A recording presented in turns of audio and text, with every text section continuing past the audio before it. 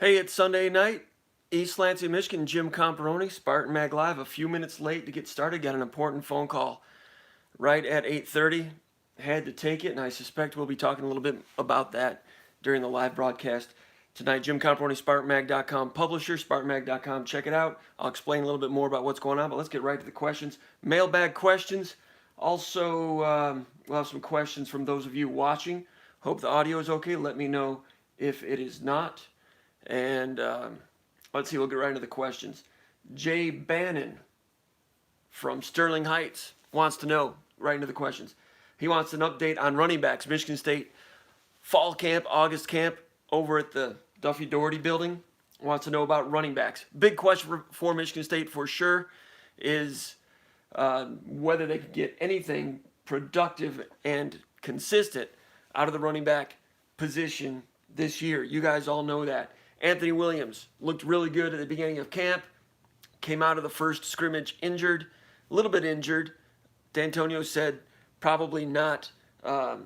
He didn't indicate that anyone was severely injured coming out of that scrimmage. You saw on Big Ten Network that he was in a little bit of a motorized wheelchair type of thing. Anthony Williams was really impressing some people. I don't know how long he's going to be out, but he gives them something different in terms of some electricity, some athleticism at the running back position. You saw him in the green-white game. Also really good hands as a receiver. Let me know if the audio is okay. Give me a little feedback. As far as other running backs go, let's see.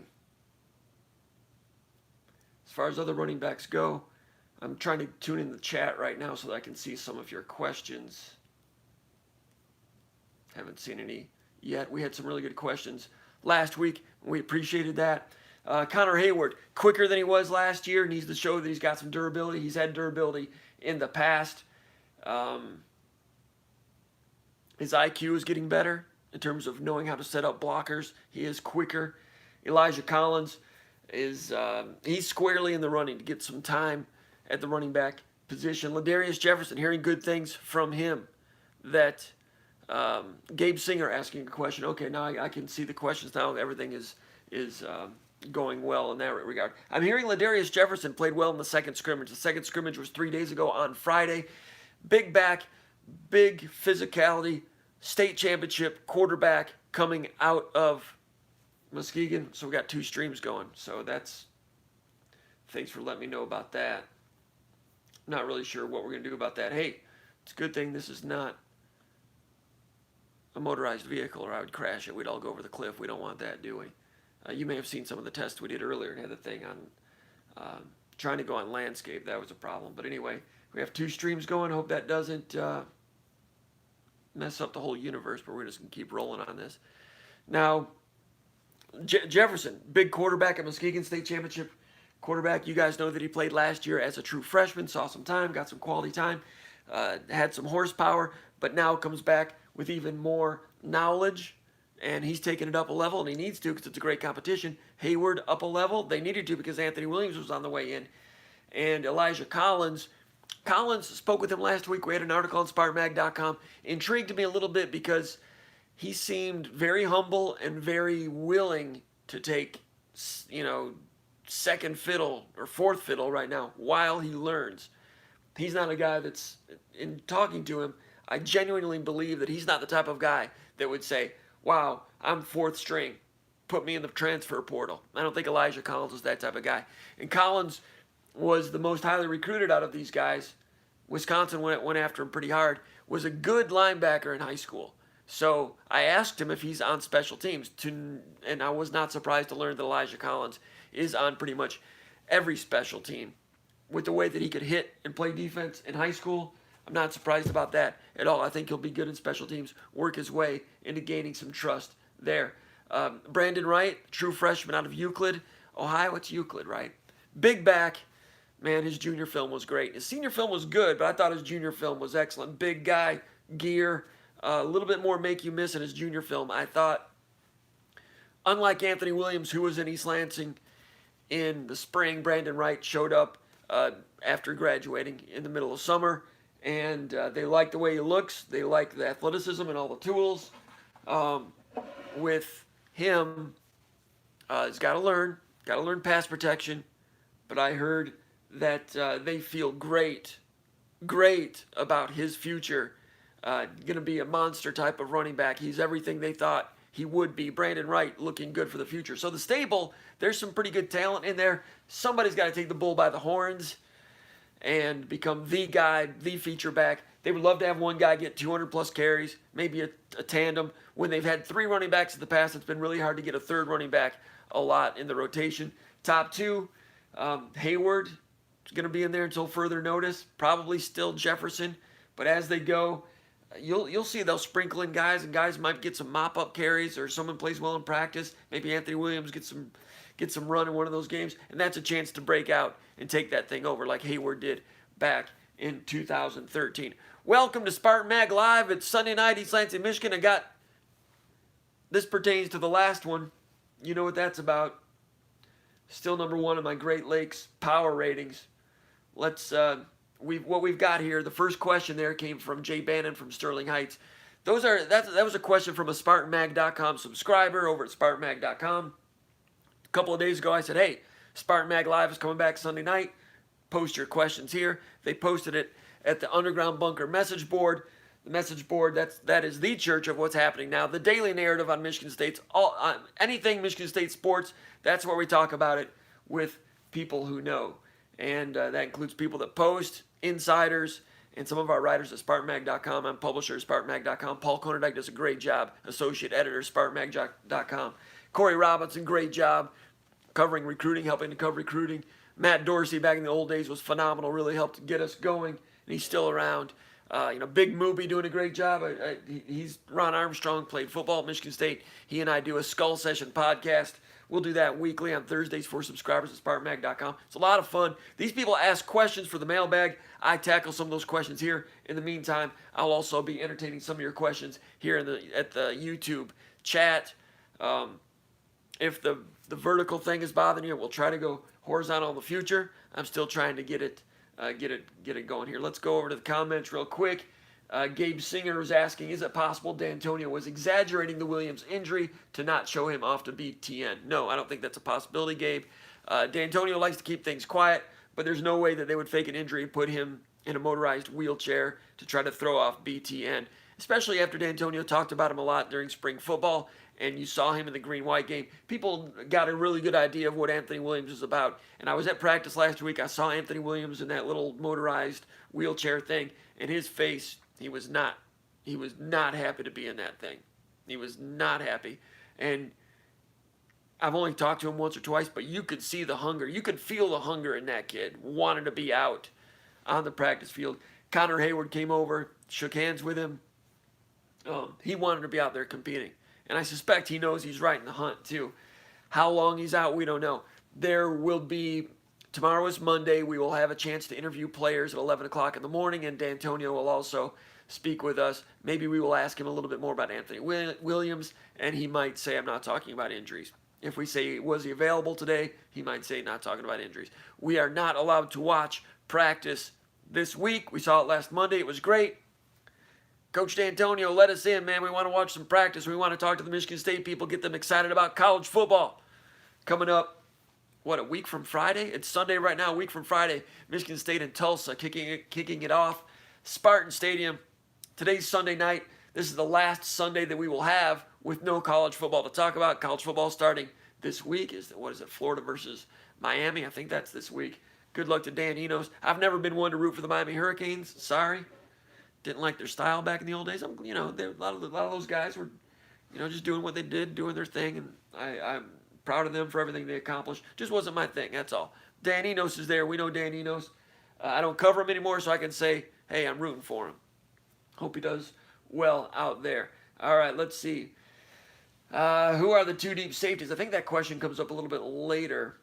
DMC, I missed it. Mike, what's the news again? The news. I'm expecting the question to come, and I'll throw that out in a minute. There's a reason we were 10 minutes late getting this started. All right, let's see. Corey Robb, great to see you. That's Corey Robinson. Great job, Corey. Appreciate everything you do. Yeah, Corey Robinson is here to answer questions. If you have questions about Michigan State football recruiting, go ahead and ask the question to Corey Robb here on the chat. He will get with you on that. Corey Robinson does a great job. You can also, if you're a subscriber, you can ask him things over at SpartanMag.com Underground Bunker. Corey and I are going to get together for some recruiting rap podcasts real soon. He does a great job at that. It's a lot of fun. It's going to be good. Matthew Jarecki wants to know, how bad does this team want to beat Michigan? What do you think, Matthew? I tell you what, every year Michigan State wants to beat Michigan. Everybody knows that. That's part of the great rivalry. Harlan Barnett used to joke about the way George Perlis, quote, used to get us to hate them. That's what Barnett said. He was amazed every year how George was able to get us to hate them every year. That's what Harlan used to say. It's always been like that. It was like that in the 1950s when Biggie Munn, I think the first time he took a team to Ann Arbor, they lost. Locker room was flooded. No surprise there if you know your history. And Biggie Munn, by all accounts, was motivated beyond belief to turn that thing around, especially after that, and he did. And Michigan State's been different, up and down over the years, but at that time, and you know, I mean, going all the way back in 1914, when John Macklin was the coach, Gideon Smith was a lineman, Michigan State went undefeated, probably the best team in the Midwest, beat Wisconsin, which was the defending Big Ten champion at that time. They called it the Midwest League. During that year, they beat Michigan. The week of the Michigan game, John Macklin. In those days, Michigan State played at Old College Field, where the current softball field is over there. That's where the football stadium was. And Macklin was the coach. The week that they were getting ready to play the University of Michigan, he went over to the ROTC office and had the ROTC guys lined up along the actual Red Cedar River in the trees, making sure that there was nobody in the trees, scouting his practice. And I think I even heard that they were even using lights for field lit practices back then. So paranoid about people watching his practice, he had the ROTC around, standing guard. That was 105 years ago. So it's always been like that. There's always going to be hatred. The question was, how bad does this team want to win? After last year and the things that happened, I'm not going to go into all of that. I've been around it a long time, 30 years. I covered Michigan State for the State News back in 1988. They always want to beat Michigan. I suspect that there will never be a team that I've covered that wants to beat them as bad as this team does this year. I'll leave it at that. Let's go back to the mailbag. Muddy32 out of Frankenmuth, Michigan asks, who are a few of the non-returning stars that have caught your eye this camp? In other words, people that were not stars previously. Who's caught my eye? Jess Lord Boateng, linebacker out of Dublin, Ohio, 6'1", 228. He's at the top of the list. Electric linebacker with some range to him. Good pass rusher. Going to be second string star linebacker. That's the slot area linebacker. He will be behind Antoine Simmons. Predicting a big year for Antoine Simmons. As good as Andrew Dowell was last year, Antoine Simmons is going to be better. That's my prediction on him. Backing him up, second string, Jess Lord Boateng. I've been hearing good things about him last spring and previously this year in camp, watching him a couple times, saw a little bit of what they were talking about. And I think I've got some film on them. I put some film out last week of offensive practice, offensive players. I've got some more film, going to put that out maybe later tonight. And I think Boateng's on that film a little bit. I remember watching it. You know, maybe I saw it out of the corner of my eye. I'm not sure if I filmed it or if I just saw it while I was walking. Anyway, Boateng is one. Noah Harvey, we just ran a story about Noah Harvey over at SpartanMag.com. Free story, just a little update on Noah Harvey and Shakur Brown, a couple of guys that are second stringers that are doing pretty well. Go check that out. It's live, SpartanMag.com right now. It's free. Put it up about an hour ago, and there's a little interview with Noah Harvey. If you've never seen Noah Harvey before, go over there, meet Noah Harvey. Mike linebacker, 6'3", 230. He's a sophomore out of Heartland, Wisconsin. Played a little bit on special teams last year. Was more of a money linebacker for a couple of years. Mainly money linebacker in the spring. Started transitioning more to money linebacker and Mike linebacker. Cross-training him, as Mike Tressel says, to give him some run there at Mike linebacker behind Joe Bocci, and he's starting to stick. Noah Harvey starting to stick at second string Mike linebacker. Brian Lewerke impressed with Noah Harvey. Tyreek Thompson impressed with Noah Harvey. That's an interesting race, like I said in the article over there at SpartanMag.com, interesting race because whoever becomes the second stringer behind Joe Bocci this year will have the inside track to become the next Mike linebacker at Michigan State for the next couple of years. Harvey will be a junior next year. But Harvey's not quite ready yet. Right now, if something were to happen to Joe Bocci, Tyreek Thompson would move to the middle. They've been repping Tyreek Thompson as the second string middle linebacker in the spring and through August camp also, just to manufacture some depth with someone with some poise and experience to go to Mike linebacker in case of emergency. If there were an emergency, it would be Tyreek Thompson to the middle, not Noah Harvey right now. But Harvey will rep it throughout the course of the season. As the season moves along, if they get some mop-up opportunities, or even if Joe Bocci needs a blow, it'll be interesting to see when and if Noah Harvey gets in there. Now, that competition's not over. Ed Warrener is still in there. True freshman Luke Fulton, I don't know if he's still alive in that competition or not, but Noah Harvey is doing some good things there. You're going to see Noah Harvey a lot on special teams. And I think there will be times if Joe Bocci needs a rest, and Joe Bocci's a tank. I mean, he's a very good athlete, a lot of will inside his heart also. But if he wants to come out and get a rest, last year Byron Bulla would play a little bit. Byron Bulla is graduated now. They could move Tyreek Thompson to middle linebacker for one series or a couple plays right now and put Brandon Randall in at money linebacker. Brandon Randall, a talented junior, that would be a way to get him on the field. Brandon Randall is also going to be playing on third downs. But the question, Muddy32 from Frankenmuth asking about non-stars that have caught my eye. Jess Lord Boateng, Noah Harvey. I still like Chase Klein, redshirt freshman out of Ohio. I think he's a good linebacker for the future. Plays with some anger. Got some good closing quickness. I loved him in the green-white game. And I did see him in camp again. I looked at some film and seen him take on blockers. And I think I like Chase Klein for the future. I think he'll get on the field special teams this year. Kevin Jarvis, junior, third-year starter at right guard. I've been noticing him at right tackle. And I've been asking around a little bit about what that means. Of course, Jim Bowman is the new offensive line coach. Very interesting that I've seen Kevin Jarvis, who is a real athletic guard in the past, moving out to right tackle. Jordan Reed started at right tackle last year. He's a junior. He's back. Are they moving Reed inside to offensive guard? I'm not sure. Trying to find out. But Kevin Jarvis at right tackle has caught my eye. Jack Camper. We talked a lot about Jacob Panashuk, the junior out of Roselle, Illinois. Camper and Panashuk, strong side defensive ends, both of those guys have grown up. They've just gotten thicker. They've gotten more mature. They know more, so they're quicker. Defeating blocks better. Camper's going to be second-string defensive end. We heard a lot of good things about Camper last August. Actually, in July, prior to Big Ten Media Days, or at Big Ten Media Days, D'Antonio was talking about him. Then we saw, surprisingly, well, not surprising to them, but maybe surprising to us, that Camper got on the field early last year. Now he's a little bit better. Now he missed the spring with an injury, a minor injury. He's back. Jack Camper is a solid second-string defensive end, maybe on his way to becoming something better than solid, but he's caught my eye. Panashuk, we talked about him a lot, caught my eye. Shakur Brown, he's battling Josh Butler for the cornerback position. Had an interception in the first scrimmage. Shakur Brown is a guy that's battling there, and they will rotate those two guys. Josh Butler needs to have a good year. I think he's capable of doing it.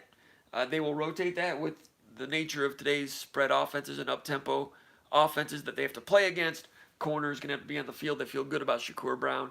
Of course, he had that interception return for a touchdown last year against Indiana. Let's go back to the comments, see if we got any good new comments about what's going on. The two deep at safety. Let's see, did I get into that? Let me scroll down here. I think one of the questions might ask that. You know what? I will skip to that question right now because O.L. Tuck is asking about what the two deep is at safety. And question number 8 from the mailbag, I want to just go down to the mailbag. Toledo Greg out of Toledo, is asking the same question. Let me pause for a little bit of a refreshment here for a second. Nothing good, but you know. All right, let's take a look here. Toledo Greg's asking that also from Toledo. I think Toledo Greg is my perch and walleye fisherman. How you doing, Greg? Hope you're doing well. He's laid up with an appendectomy, he says. So get well soon, Toledo Greg. He asks, what is the safety depth looking like, and are there any cornerbacks moving over to safety? Okay, well, Trey Person moved from corner to safety during the spring, played safety during the spring. Trey Person out of Georgia, a little dude at like 5'10", maybe 180, but pound for pound, the hardest hitter on the team. A little dude can hit. And last year when they were having injuries at corner, remember Josiah Scott was out, then Josh Butler was lost to an injury for half the year. I think Shakur Brown was out a little bit last year too. Remember they had to move Justin Lane. No, they moved Justin Lane to wide receiver. But anyway, they were rotating a lot of corners. They were healthy for the most part on defense most of last year, but corners they had some injuries. And Trey Person had to play corner last year. I think he was a redshirt sophomore. Did a pretty good job, but started 4 games. Good tough tackler, but when they lost to Michigan last year, lost to Michigan 21-7. That game was 7-7. 2 minutes to go in the third quarter. 17 minutes to go in the game. Michigan State playing well, having an average season. Michigan State had all those injuries. Brian Lewerke couldn't even throw that day. You know the stats where you saw it happen. And Michigan was ranked number 6 or 8 in the country, and that game was getting tight for Michigan. And Michigan fans, you know it, and it was getting tight. Michigan State was playing well. There was a turnover down around the 10-yard line. That game was hanging in the balance. But then that game changed when Michigan went deep. Donovan Peoples-Jones, 79-yard touchdown against Trey Person. So Trey Person on the field for that one. I asked D'Antonio about it a couple days later. Knowing the way that they teach corners, I've been to a lot of practices and see how they install things, and I saw that Trey Person was not he was not the way they want him to be for the offhand jam. They don't really teach the half turn much anymore, but they kind of do. Anyway, D'Antonio said, yeah, Trey was too square to the line of scrimmage, gave up a hip, and Donovan Peoples-Jones can run. Excellent receiver. Patterson on target, 14-7. That game changed right there. Trey Person, good player. They like to have him. He's in the 2 deep at safety, but more of a safety than a hip turn corner. Maybe a guy that can play in the slot a little bit in a nickel situation, but he is a 2 deep in the safety. All right, safety depth. Starting, David Dowell, senior out of Ohio. Xavier Henderson, sophomore out of Ohio, Pickerington Central. Xavier Henderson, boundary safety. Hearing good things about, they've always liked his frame and potential. They like his football IQ, and they like that he's not afraid to hear his own voice. He's going to be a guy that's going to communicate well in the future. They need him to communicate right now because Kari Willis was so great at that last year. They need other guys to contribute in that area. But Dowell and Henderson are the safeties. Behind them, you have Trey Person and also Dominique Long. Dominique Long, 6'2", 197, junior from Westerville, Ohio, has been good on special teams. Fast, converges as a coverage man, but that is not translated to coverage skills in the secondary. Dominic Long, for whatever reason, has not been entrusted with quality reps of game time. He's a junior now. They need to start seeing something from him. Not hear anything bad about him, but his name does not come up when talking with coaches in terms of guys that are really making strides. And I tell you what, he needs to because there's guys coming up behind him, but what's the depth behind him? Maybe it's not so great. Michael Dowell has been moved to corner to safety. I've been waiting to hear some more about him. He's a redshirt freshman out of Lakewood St. Ed's in Ohio, 6'1", 235. Of course, he's the third of the Dowell brothers. You'd like to see him come up and start contesting these guys at the safety position. Beyond them, Tate Halleck, they recruited for the current class. Julian Barnett's out there playing wide receiver, but he could also be a corner. Davion Williams, last year redshirted, very talented redshirt freshman corner from Belleville, got on the field a little bit last year. Kalen Gervin is a corner, redshirt freshman out of Cass Tech, got on the field a little bit last year. Also, but in terms of safeties, knocking on the door to push Dominic Long, they could use somebody to do it. Corey Pryor's a walk-on out of Jackson that gets on the field. You see him on the field in the spring and does not look all that out of place. I don't know much about David Cruz, walk-on from Lowell. We know his older brother, Connor Cruz, was a terrific offensive lineman for Michigan State, coming in as a walk-on, started for the Rose Bowl team. Or wait, he wasn't. I think he was a Yackle for the Rose Bowl team. Was a tremendous player for the great program they had and have at Lowell High School out in West Michigan. Connor Cruz made a name for himself doing some big things in the t-shirt camps when he pass protected against William Golston at a time when William Golston was giving everybody trouble at the t-shirt camps. But this no-name guy from Lowell named Connor Cruz did a good job with him over and over and over to the point where Will Golston, who was a great kid and a good man to this day, congratulated Connor Cruz for that. But Connor Cruz still didn't get recruited that high. Maybe some MAC offers. Michigan State was able to sneak him out of Lowell as a walk-on, became a preferred walk-on and part of that Rose Bowl package. David Cruz is his brother. I think David Cruz played quarterback at Lowell, 6'2", 203. The reason I mentioned him, and I mentioned this on the Underground Bunker message board the other day when looking at some film of practice. David Cruz, there's this one drill last week where he tackles, I can't remember who it was. It was Larice Nelson. Larice Nelson, according to Joe Bocci, is the hardest guy to tackle on the team. Larice Nelson, a junior slot receiver out of Florida. And you watch David Cruz go in there, double leg takedown, like Cormier taking him down.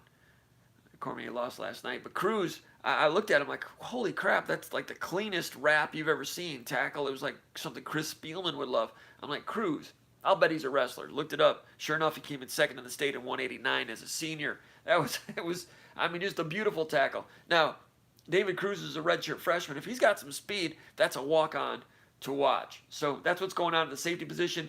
Not the deepest place, not the deepest position on the team. Looking good for this year, but they need some of those other guys to step up and help soon. Let's go back here and take some look at some more questions. In the future, I think we'll be able to take some phone calls from people through this mechanism and bring in some guests. Still working toward that. I mean, heck, I couldn't even get the landscape thing this time. We're doing what we can. We're kind of primitive here. And like I said last week, I've got a face for radio, so I don't want to scare anybody on YouTube. I apologize about the primitive nature of things, but hey, we're just to the grindstone, trying to report, trying to connect with some Michigan State fans. We appreciate those of you that are here. We really appreciate the SpartanMag.com subscribers. SpartanMag.com's been around since the beginning of the internet, pretty much. Well, the beginning of the modern era of the internet, since 1997 or something like that. We used to have a print magazine called Spartan Magazine. Discontinued that a couple years ago. I appreciate those of you that say that you miss it. I miss it to an extent also, but it allows us to put more time into the website. We really appreciate connecting over the website and the great community of Michigan State fans over at SpartanMag.com. Now, it's a subscription. It's a premium site. I mean, we go to the away football games. I've covered the Final Four 8 times. Costs money to put up the website and cover it the way you guys deserve. So it's a premium website subscription. It's $8 and change a month. But right now, I'll just say real quick, go over there. You can subscribe right now, 25% off. Instead, 12 months, you get 15 months. 3 free months, 25% off. And if you act now, you get $75 in free Adidas gear. So basically, you can subscribe for a year, which is about $74 when it's 25% off. You get 15 months, $74, and then you get $75 e-card for Adidas that you can redeem online or at Adidas shops. So basically, $75 you pay $74, $75. We're paying you $1, horse trading wise, to join the cult at SpartanMag.com. And be careful because it is addictive. It's a sickness. If you're not ready for another sickness or addiction in your life, then don't come around. But if you are, you'll meet a lot of good friends over at SpartanMag.com. Maybe even make a few enemies, which is always interesting. The questions here. Great news on Wright. I agree with Mike L. about that.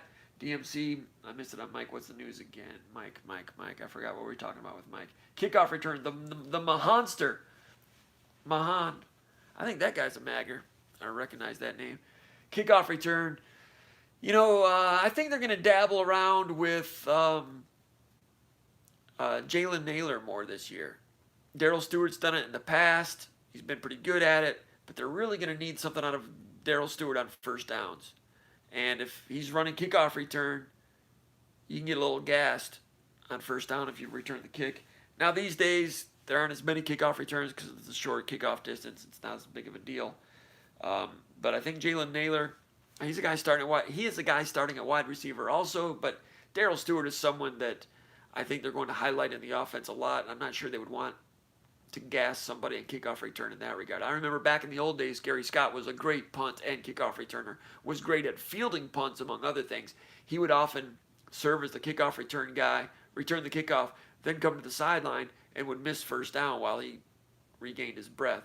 Remember back in the old days, Javon Ringer was a kickoff return man for a little bit early in the D'Antonio era, first year or second year, and they eventually went away from that. Now, Javon Ringer might have been their best kickoff return guy. I understand that, even though he was a short strider. Most great kickoff returners are long striders. Javon Ringer was a short strider, but the thing was, he would spend so much energy on that kickoff return. Now it's 1st and 10 at the 27-yard line or whatever, and he's already breathing hard. Do you really want that? They decided no, and midway through the year, they went with someone else to be the kickoff returner. But kickoff return has become less a part of the game because of the rules and where they're kicking from. Other questions?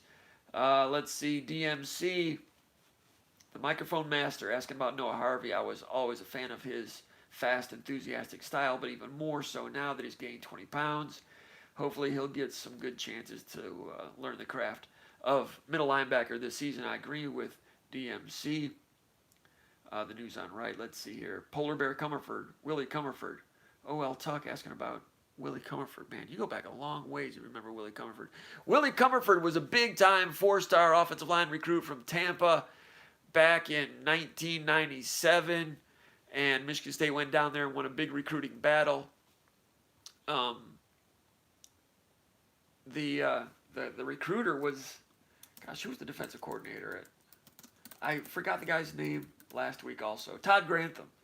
Todd Grantham was defensive line coach at the time, and he recruited the state of Florida at the time. Todd Grantham has gone on to, he coached here for Saban, went to the Indianapolis Colts for a while, and then bounced around as a big-time defensive coordinator in the Southeastern Conference at Georgia, Mississippi State. Is he at Florida now? Might have been in Tennessee. I saw him when Michigan State upset Georgia in the Capital One Bowl back in whatever year that was, 2000-something, 10, 11, 12. Talked to Grantham. It was good to see him again. Grantham applied for the Michigan State job back in 2006 when D'Antonio got it, and Grantham was a finalist. In fact, some outlets in Cleveland erroneously reported that Grantham had been hired to become head coach at Michigan State. Didn't turn out to be the case. But anyway, Willie Comerford, that's who O.L. Tuck is talking about. Boo Boo Thompsons? No Boo Boo Thompsons on this team. Let's see. Scott Napariella. Let's see. Matthew Jarecki saying, just don't see these boys with that swagger like we used to have. Feel like we could be losing our edge, especially with all that crap last year. Maybe. Questions? Anything new on the quarterback recruiting front? Corey can handle that one. Thanks to you, Scott Jackson. Let's see. Appreciate everybody saying good things. All right. Colin Meany asking, is Joey Hauser likely to be eligible? That was the question I was waiting for. I put a magenta out. It was about Hauser. I can talk about this now. Ohio Spartan. I can talk about it now. We had heard that things were looking good on that front. I just received a phone call at 8:30. That's why we were 10 minutes late starting. I got a phone call from a source, the best source. And I'm going to take the magenta down. Heard from a very good source that the Hauser thing is, well, I can say that Michigan State still has not sent in all of their stuff in terms of seeing if Hauser can become eligible right away. And quite frankly, it's not something that they want to be bounced around in the media a whole lot to make it look like Michigan State is stating their case in the media. They're trying to go low profile on this, but I'm going to take down the magenta. No more magenta. And yes, the magenta was about that from a source, and didn't want to come out and say exactly what it's about. Now, the red, blue, or the red, yellow, magenta thing, that's an old code we used to use when there was a pending football recruit commitment. We would say red. That meant there's a commitment coming. That was back like in 1997, 98.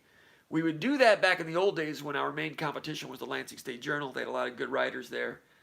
It's back when like Larry Lage and Dave Burkett were there. They were outstanding, and some others. Kevin Bull. All those guys worked for Spartan Magazine prior to that, by the way. Good guys. And others that worked there. And if we put on our message board that a recruit committed at 6 o'clock, that would give our competition time to write about it and put it in the next day's newspaper. If we said red, we would wait until about midnight and then put it out, and we could like get a day that way. It was just kind of one of those, not that big of a deal, but it was just kind of fun back in the old days, the early days of the internet. And the Journal still does a really good job.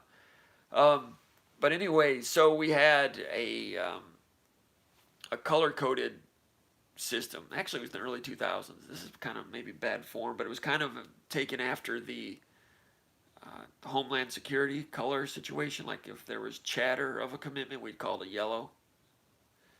Orange meant increasing chatter. Dark orange meant it's almost a red, that type of thing. So I threw magenta out there. We've never had a magenta before. There's never even a definition. We've never had a definition on what a magenta is. So I put it out there just to get some of the old school people saying, "What the heck does that mean?" It doesn't mean anything. And what it meant was that we had heard that a transfer could be coming eligible. That's what that meant last night. But I'm here to tell you that's not. I'm backtracking on that and taking the magenta down. It was looking like that. We went with a one source on there, and got a call from a really good source a few minutes ago saying that's not the case. So, taking the magenta down, the Hauser stuff, all the Michigan State's looking into it because there were some reasons for the transfer and everything, but certainly not enough traction with it right now. So that's the news on that. And if you want to go over to the Final Forum, you can say that's what Comparoni just said on Spartan Mag Live. And I'll be over there at the Final Forum. The Final Forum is a message board for those of you that are watching that are not Spartan Mag subscribers or are new to the SpartanMag.com sickness. SpartanMag.com has two main message boards. The Underground Bunker message board, we talk about football and everything else. The Final Forum, we talk about basketball and everything else. And we have some great contributors over there. We appreciate everybody that contributes over there. Man, I wish I could be doing more basketball recruiting. September's coming up. Maybe I can go to some open gyms.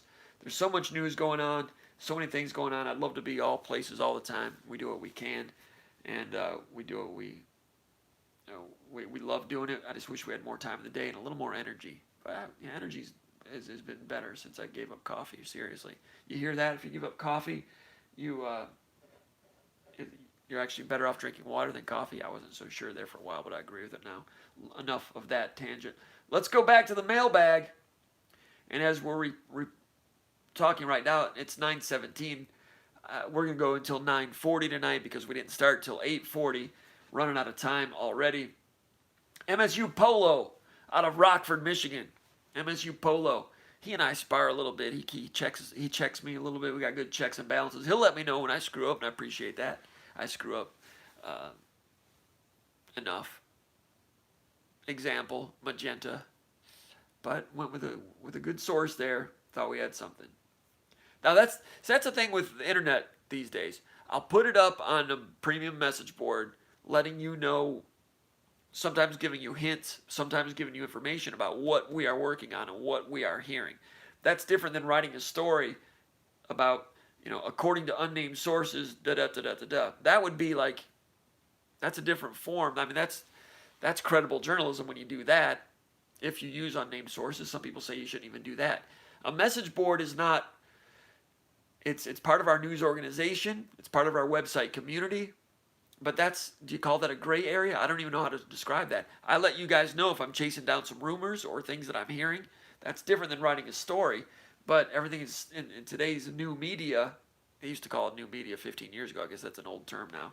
But that's an example of something that we're hearing. We'll put it on the message board. We're not reporting it as news. We're just saying this is what we're hearing. Chased it down. Did it a little bit different last night, calling them for a magenta. Someday we'll look back and maybe it'll be funny. I'm not happy about that, but that's the way things go in the newsroom, and I hope everybody is okay with it. MSU Paulo, you keep me on my toes. You let me know when I screw up. Appreciate that. He asks, would love to hear your projection of the starting offensive line by the Northwestern game. That's September 21st. Is that game number 4, I think. Key game on the schedule, by the way. He would love to hear the projected starting lineup. My thoughts on the projected starting lineup, assuming everyone is healthy. Well, it's hard to assume everyone's healthy. But that's the only way we can do it right now. Left tackle Cole Chewins was back playing in the first scrimmage. I've not heard if he played the second scrimmage or not. No reason to think that he didn't.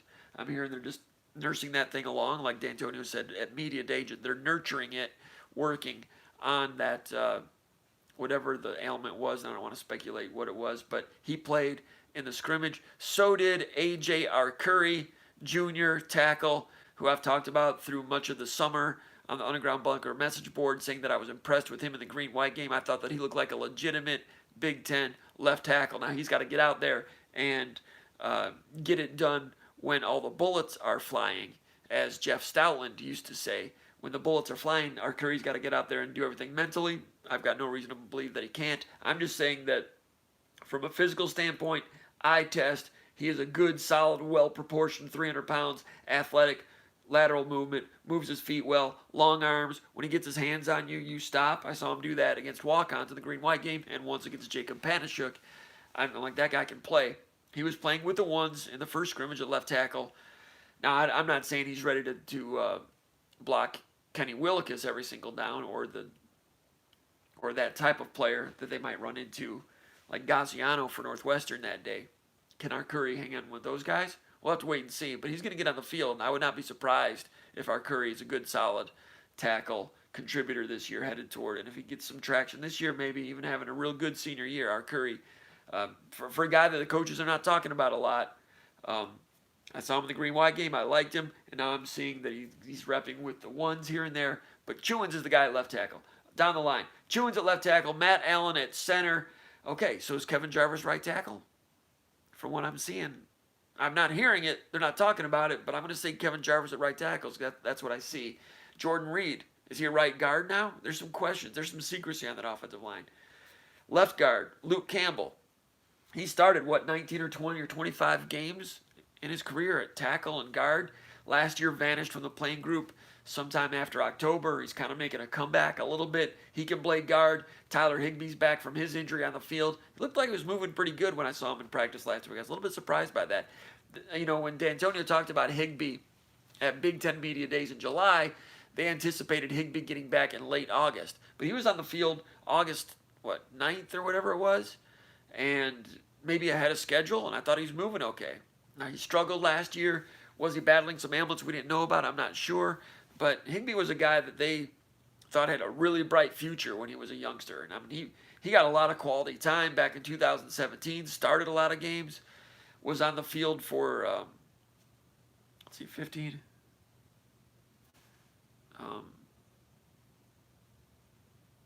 What year was it? 2017, they beat Michigan, the rain game. He was on the field for that, played a lot, might have started back then. So by that time, I don't know if I'm going to count Higbee out. I mean, he really struggled in the green-white game, struggled last year. You guys all know that. But seeing him move around looked okay. I'm not going to count him out. But I'm not hearing anything great about Luke Campbell yet. That's not to say that he's not playing well. I'm just waiting to hear what coaches are saying about him. You know, because when we talk to coaches and players, it's a lot more credible if we just let them talk about players and they bring them up. Once I ask, hey, how's Luke Campbell doing? Of course they're going to say complimentary things. It's more credible, it's more organic if they mention the players first. I've not heard anything from Luke Campbell yet. But I'm going to go Chewins, Campbell, Allen, Reed, and Jarvis. Those are my 5. Arcuri could be in there. Not sure, but those are my 5. Let's go back to the comments here in the comment section. I have to see where I left off. Matthew Wolf saying he likes the color scheme. Talking about the color I'm wearing, I'm trying to be, I'm not going to be on here wearing Michigan State stuff. Put it that way. Maybe the Wolf is a Wolverine fan. I can respect that. All right. Matthew Jarecki. He's had the microphone a lot tonight. I appreciate that also. Why has recruiting been so poor the past couple of years? Will it improve? When will it improve? Great question. Poor, we'll wait and see if that word is applicable in the future. I think the incoming class this year is serviceable. The class that they're putting together right now is solid, serviceable on defense. If they have a good year offensively, maybe they can complement what they have so far with some good offensive recruits, but no question right now, offensive recruiting is slow. They lost some battles for quarterbacks. They're in on some running backs outside of the Midwest. Might be tough to reel them in. Got the wide receiver out of Georgia. They're in on some other wide receivers. We'll have to wait and see. Not seeing anything in terms of offensive line recruiting right now. We have our ear to the ground on that, and not detecting a whole lot right now. So that's something they need to hustle on a little bit, I would imagine. I mean, not even many visits in terms of offensive line recruiting right now. The offensive line class that they have in right now, they feel real good about. Devontae Dobbs looking good as a left tackle for the future. Spencer Brown, not sure about him, and you guys know that. He was a 4-star recruit, and I was like, man, the lateral movement, he's got a long way to go. Long way to go as an offensive lineman. I think he's more of an interior defensive lineman. That's what I thought last year, but they're trying him at offensive line. J.D. Duplain is over there on offense. Now they feel good about him long term. And Nick Samac, who came in as a mid-year enrollee guy, playing some left tackle, playing some center, they feel good about those guys. So offensive line recruiting, I think last year was pretty good, although the highest ranked of those offensive line recruits was Dobbs and Spencer Brown. Dobbs looking good. Brown, I'm not surprised that it's taken him some time, and I just don't know about the lateral movement. Maybe he will prove me wrong, but those of you that get SpartanMag.com know what I said about him as a recruit. Hey, I like him as a kid, like his effort, good heart, wants to be his best, but you got to have that lateral movement. Maybe they can get that out of him a little bit, but in high school, didn't quite show it. Maybe that'll come a little bit later. Back to the mailbag. New subscriber, Steven81 out of Lansing, Michigan. He says, how are the freshmen looking? Which freshmen have a good chance for significant playing time? We talked about this on the YouTube Spartan Mag Live last time, and this is something I'm never any good at. There's always like these linebackers that you're not thinking about that all of a sudden show up on the field on special teams, and they will need that because they graduated a lot of good special teams players. Grayson Miller, Byron Bulla, Matt Sokol, Matt Morrissey, 4 key seniors graduated in special teams. They all played more than 250 snaps in special teams. People need to fill those in. Jess Lord Boateng, Chase Klein, and that's where you might see a true freshman come in as a linebacker safety type, like maybe Tate Halleck, maybe Luke Fulton. I'm not hearing who's looking good on special teams. Someone like that could surprise, get on the field in special teams. Sometimes walk-ons get on the field in special teams. Remember Garrett Gould? Remember those days? Became a captain. But Julian Barnett, hearing good things about him. He's playing wide receiver now. He could play DB. Lewerke is impressed with him. Julian Barnett is a guy with skill that, maybe not a guy that runs down and tackles, but maybe gets his hand on the ball a little bit, special teams wise. Julian Barnett's got that type of capability. On the offensive line, Nick Samac, I think, has a chance to play, maybe play 2-3 games, preserve the red shirt. He has some maturity about him. If Michigan State is fortunate enough to get into a mop-up, positive blowout situation early in the season. Devontae Dobbs, he's looking athletic at left tackle. Maybe the same thing as Samac. Maybe they can sneak him onto the field, preserve the red shirt, get him on the field a little bit. But they like him. They like his disposition also. Brandon Wright, talked about him earlier. Good tools. If he can get the playbook down. Freshmen have to learn all these things, especially pass protection. They've never done that before. But Brandon Wright has the horsepower they thought he would have. He's going to look good for the future. Adam Burghorst, we talked about him a long time ago when camp first started. He's lean. He's not really hit the weight room yet. He doesn't have the big bulk. But they like his athleticism, the big, tall range. And talking to Mike Tressel about him, not only does he have that athleticism, they like his toughness. They like Burghorst's toughness. They like Michael Fletcher's toughness, the 2 defensive ends in this class. Michael Fletcher out of Flint, another good guy with a lot of straight line horsepower, a lot of want to, a guy that's never really done much in the weight room. Frankly, hasn't had a lot of high end. I don't want to, it's not had great coaching. I don't want to say anything bad about the coaches there, but there's a difference between some of the football programs in some schools in the state of Michigan compared to some of the schools in Ohio. I mean, if Michael Fletcher had gone to Pickerington Central, he'd be further along right now. But he's all he can be right now. He's heading in the right direction. They feel real good about him. Can those guys get on the field, Burghorst and Fletcher? Again, 2 or 3 games, preserve the red shirt, maybe. But a defensive end, I don't think they need anybody right now as long as everybody stays healthy.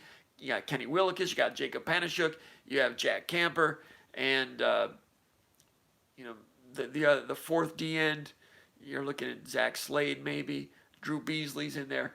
Burghorst or Fletcher, if one of those guys really goes, gangbusters, they could maybe become that 4th defensive end, but do you want them to blow a red shirt on it? I'm not sure. Other guys I've seen, Maverick Hansen was an 11th hour addition to the recruit who had been committed to Central Michigan prior to that. Another guy that just wanted to be at Michigan State. I remember going to Michigan State's camp when Hansen was going into his senior year. He wanted a scholarship offer so bad. And, they did the weight lifting reps. And he went and got Ken Manning again and said, I'm going to do it again, I'm going to do it again. And he tried to better his total and didn't quite get it done, because anytime you max out on the 225 or whatever that test is, then you come back 6 minutes later, try to do it again. That's going to be tough. But he was first in line, effort guy. He's got a frame, defensive tackle. You know, maybe he could be a Kevin Pickleman type of guy. Wants to be at Michigan State. Good ability, not great ability, but good ability.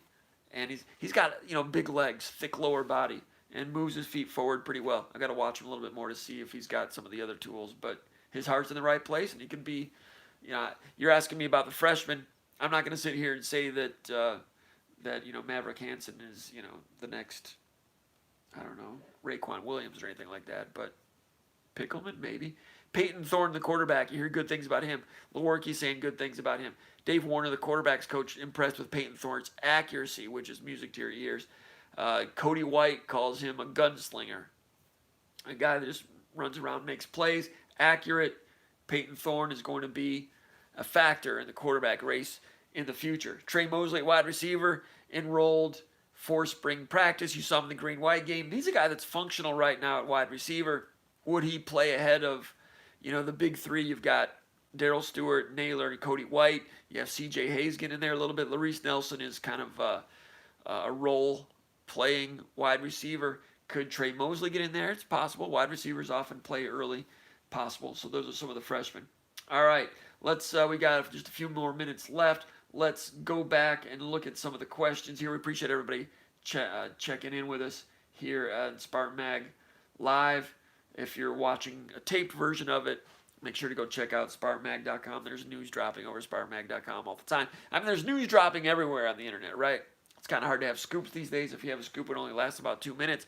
But in terms of what the scoop means, between myself, Paul Konerdijk, and some of the other people, we'll unpack and rehash and talk about our views on the news pretty much 24 hours a day. It's a lot of fun. SpartanMag.com. Check it out if you have never heard of it. I'm not going to say that again today. Next time I'll do it again. But because we want people there. We want to have a big gathering. Let's see.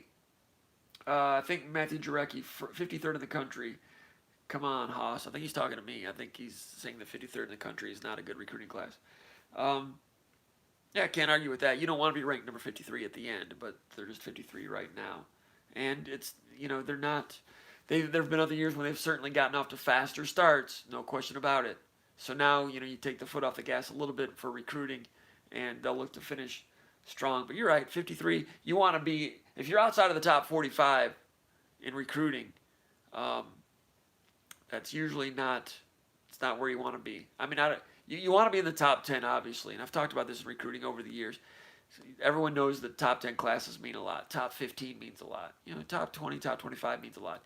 Anything between ranked 26th and 36th to me is all the same. You can be ranked 28th class in the country, 36th in the country, 24th in the country. It's all the same stuff.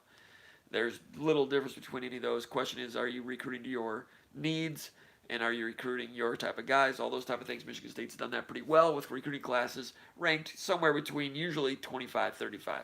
Get up to 45, you're pushing it. You start recruiting and finishing with number 53, then we'll talk about that in December, Matthew. All right, Jay from Washington, D.C., says, with Jarvis repping at right tackle, does that indicate very good depth at guard or a real weakness at the tackle position? Good question. My guess is, I've always liked Jarvis's athleticism. You know, when he pulls as a guard, he can move if he's healthy.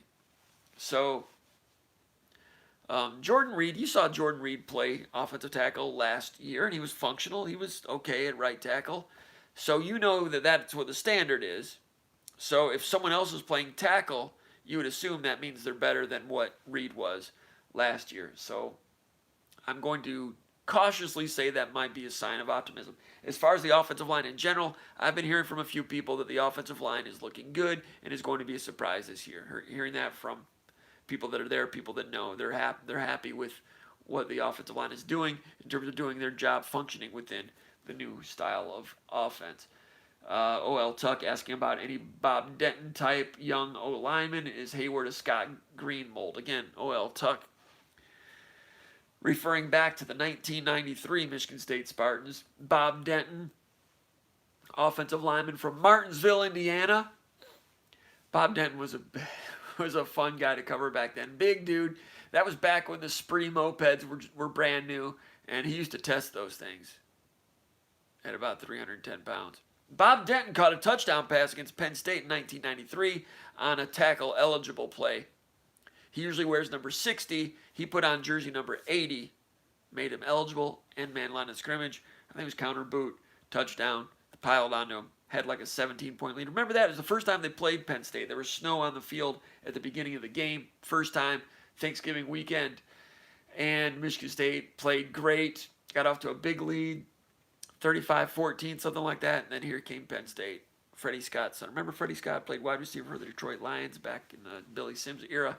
His son from the Detroit area at Penn State caught a couple deep passes. They went deep a couple times. And then when it was time for Michigan State to try to answer, Jim Miller had no protection. Shane Hanna gave up a couple of sacks, and Penn State roared back to victory. And then the next year when Saban was around, 2 years later, same thing happened at Spartan Stadium. Unable to protect a late lead. Bob Denton, pretty good offensive guard, good guy, was a good athlete, good quarterback, good basketball player. In Indiana, guarded, who was the dude for Purdue? What'd they call him? Big Dog Robinson. Denton guarded him in the basketball tournament. Bob Denton threw a no-hitter as a pitcher in high school. So, O.L. Tuck asking me some Bob Denton. I just emptied the tank on my Bob Denton trivia. Bob, if you're out there, say hello.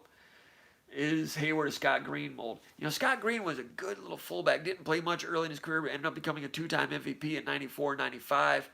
Man, he was a good player. You know, fullback became a tailback, feature back. Initially was really good hands out of the backfield. Michigan State didn't throw to the running back a lot back in those days, but Perlis didn't. Their offense didn't throw to the running back a lot, but they threw to Scott Green. 93 that year, Michigan State. He caught a big pass up the seam against Ohio State. Ohio State was undefeated with Raymond Harris. They were 6-0. Michigan State went down there, played real well for a while. Batman Holman got in there, did some good things, but Ohio State came back and won that game. Scott Green, good player, played in the NFL. Matt Jarecki, what's the over-under on 4 stars for the 2020 class when it's done? The current class? There's one right now, Darius Snow. The over-under, I'd put it 1. Hey, I could say more about catfish, stuff like that. I'm not going to. Let's see. Jacob Plays. Who's looking good out of the red shirts from last year? Any big playing time guys? Let me look at last year's red shirts. That's a little bit deep. I've got dead air going on right now as I look up last year's freshman, 2018. We already mentioned Just Lord Boateng. Let's see.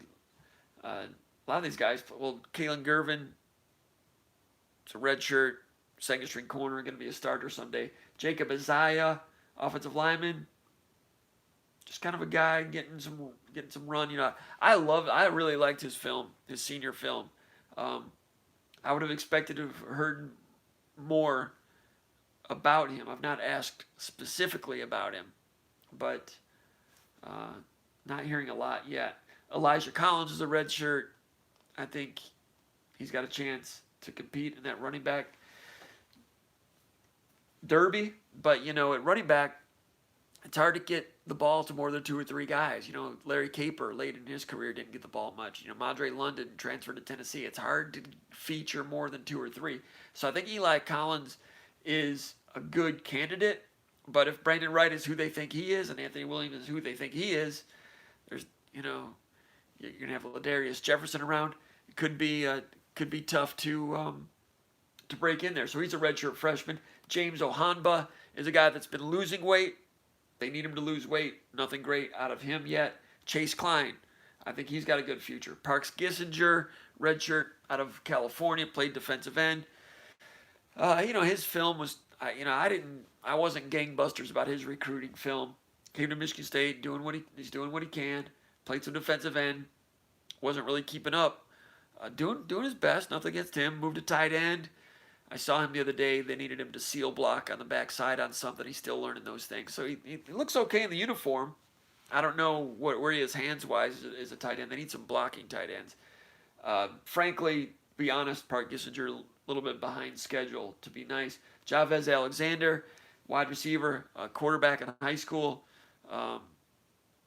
not doesn't seem to be getting a lot of talk in the playing group there, but on special teams, maybe a guy that can block a punt.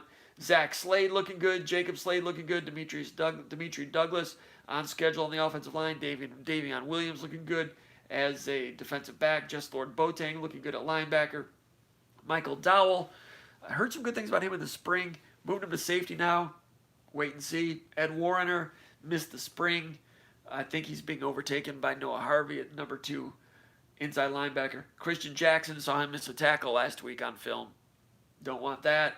And the new corners coach, Terry Samuel, kind of gave him one of these palms up things like, I don't know, I have enough space in here. Like, what the hell was that, you know? So Christian Jackson, not so sure. Theo Day is coming along. Cody White had some good things to say about him. I thought he looked okay in the green-white game. I'm hearing pretty good things about Rocky Lombardi, too. I'm hearing that he is progressing. He's not what he was last year. As you would expect, a guy going into his third year, his redshirt sophomore year, building on it.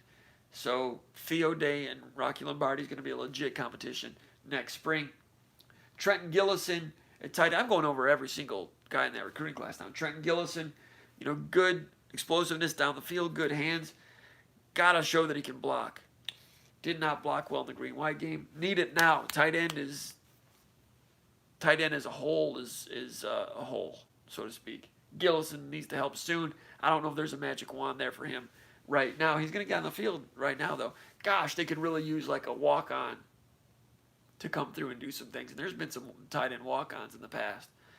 But tight ends are kind of hard to find in high school football these days. Everybody's running spread offenses. Nobody has a big receiver tight to the formation that does old-school tight end things. And Michigan State will have that. They'll have their tight end split out doing new school tight end things, but just because you're running tempo spread doesn't mean you don't have use for a tight end tight to the line of scrimmage to run an outside zone with a 6-man blocking unit. I mean, Alabama does that. I mean, Clemson does it.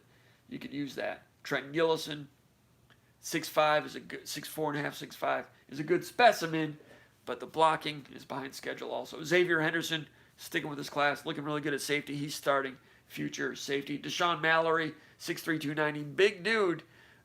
Defensive tackle, it's hard to get on the field. He is a different looking guy. And when I saw him when he first got here, and I still have that feeling about him, I'm like, man, that guy looks different in a good way. Sometimes different, uncommonly different is good. And with him, something to work with. We'll see what that turns out to be. So usually a recruiting class, you know, you get to the Rose Bowl years, the level of attrition was so low and so positive for Michigan State. You know, some of those classes, the recruiting class with Max Bulla, I think, was also the class with Le'Veon Bell and Will Golston. That was all the same guys. Plus, I think Darqueze Denard was in that class. There was like 6 captains in that class alone. And I think there were only like 2 or 3 guys out of 24 that did not win 2 letters. I mean, like, it was something like 19 out of 22 guys earned 2 letters. And a bunch of them became all Big Ten. It was arguably the best recruiting class Michigan State has had since, 1964? 1964. Was that the year with Clinton Jones, Bubba Smith? And that arguably is the best recruiting class in the history of college football. You heard me. Look it up. Look it up right here. Ray of Light by Shanahan. I don't have it in the view right now. Anyway, that's Shanahan's book. He's a magger. Tom Shanahan, Ray of Light. Google it. So... let's see there. Let's see. Joe Jocelyn saying, pump the mag all you can, man. We all want more folks there. Thanks, Joe. Appreciate that. Cody White's going to be a beast, says the Wolf. I don't argue with that. And Cody White, remember, looked excellent as a true freshman. Was looking really good last year. And broke his hand in game 4 or 5. Was it the Northwestern game when he broke his hand? Missed 4 or 5 games. Came back. Wasn't quite himself, but did what he could do. Hey, Cody White, healthy. Brian Lewerke, healthy. Could look different this year, especially in the new system. Could be fun. We're running out of time here. Got any more questions? See, I get a little wordy. I go off on tangents a little bit too much. Trying to stay to the script here. Question number 6. Bad Blake from Oxford, Michigan asks, what are your expectations for Brandon Boyer Randall? Is he mainly a pass rush or long yardage situations type of guy, or will he contribute more as a true outside linebacker? I think he's still second string money linebacker behind Tyreek Thompson. I think Thompson can move to the middle, like I said earlier in the Spartan Mag Live podcast here. They can move Tyreek to the middle. Brandon will get on the field for some conventional reps. But Brandon will be on the field. Brandon Randall, great straight line speed, excellent athlete. He will be on the field passing situations. Last year, 3.5 sacks, 5 tackles for loss, had 269 snaps. He was 8th on the team in production points. So he was productive, get on the field in pass rush situations, gives them a chance to make plays, but they would like to get more plays from him.